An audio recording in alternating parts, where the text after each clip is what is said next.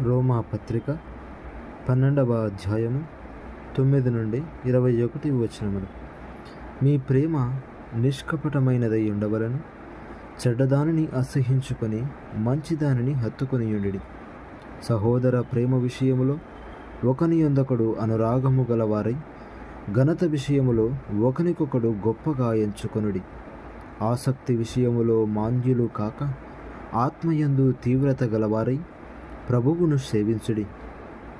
నిరీక్షణ గలవారై సంతోషించుచు, శ్రమయందు ఓర్పు గలవారై ప్రార్థనయందు పట్టుదల కలిగియుండుడి.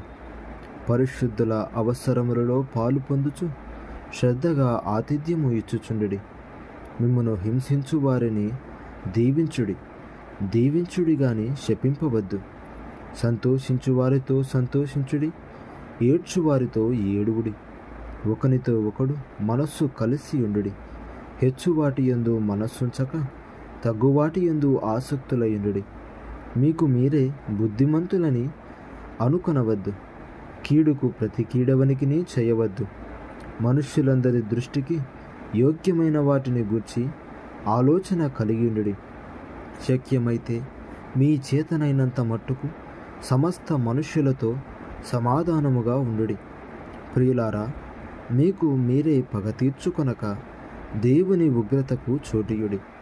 పగ తీర్చుట నా పని, నేనే ప్రతిఫలమునెత్తును అని ప్రభువు చెప్పుచున్నాడని వ్రాయబడి ఉన్నది.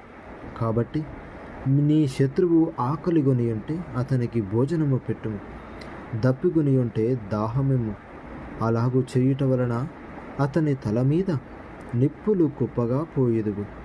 కీడు వలన జయింపబడక మేలు చేత కీడును జయించుము. ఆమేన్.